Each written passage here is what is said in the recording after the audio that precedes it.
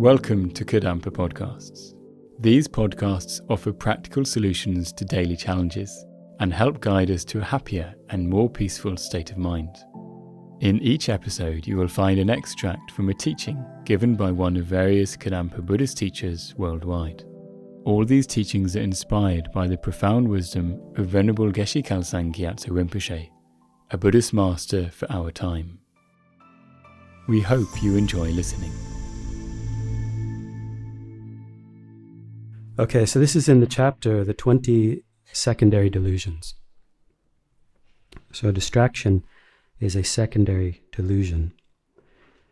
And the definition of distraction is a deluded mental factor that wanders to an object of delusion. It's horrible. It starts off with delusion and it ends with delusion.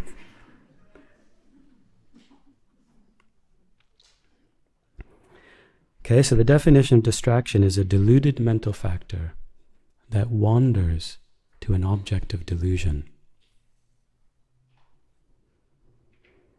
Okay, I'm going to keep reading, but it doesn't get any better. The teaching is flawless. What I mean is distraction. Because we have a tendency to just kind of feel like they're not that big of a deal. Yeah, I'm a little distracted. Yeah, but I'm a good person. You know? How harmful are they? Little distraction.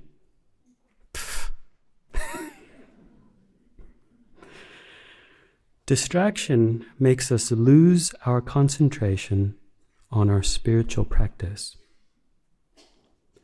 by causing our mind to wander to a contaminated object, such as a samsaric place, body, or enjoyment. Okay, let's think about this for a minute. Distraction makes us lose our concentration on our spiritual practice or our Dharma practice. So it's through concentrating on Dharma that we make progress on the spiritual path, right? And as we learned even in the Precious Human Life meditation I read in the first teaching, Venerable Geshe says it is following the spiritual path alone that leads to pure and everlasting happiness. Okay, so it's through concentrating on Dharma that we progress along the spiritual path, which alone leads to pure and everlasting happiness, which is actually what we've always wanted. So distraction makes us lose our concentration on our spiritual practice.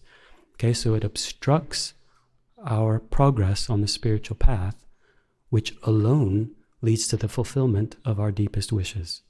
It obstructs that immediately. And it causes our mind to wander to a contaminated object. So contaminated objects are created by delusions and karma. Their nature is suffering. So distraction obstructs our progress on the spiritual path that leads to pure and everlasting happiness. It causes our mind to wander to objects that will give rise to suffering. So is that innocent? Is that no big deal? That sounds horrible to me. It's the opposite of what we want every day from the depths of our heart. We don't want to suffer, and we want to be happy all the time. And yet, we allow distraction to remain within our mind. It causes us to lose our concentration on our spiritual practice and makes our mind wander to contaminated objects, which are the nature of suffering.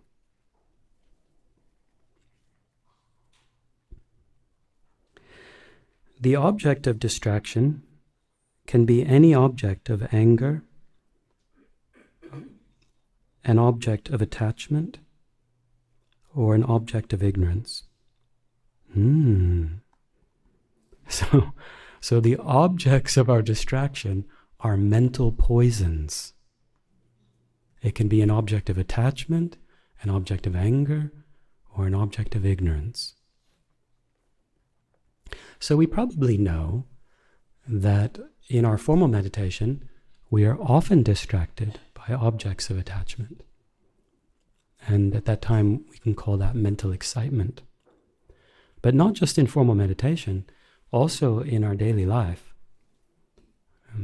Without much control over our mind, then our mind is always wandering to objects of attachment. So, for example, and by the way, I'm going to preface this by saying, this is not criticism.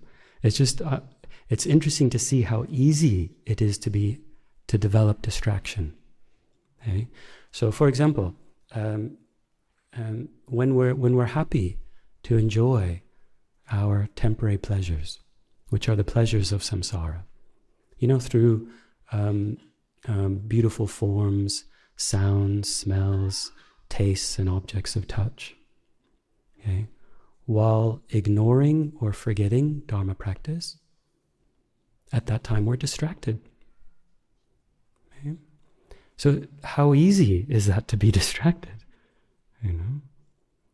And if we really understand the nature of distraction, we understand just how harmful and dangerous that is.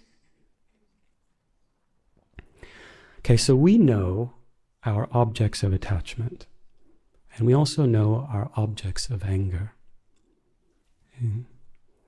Venerable Geshe says we should also know that the things we normally see are the objects of our ignorance.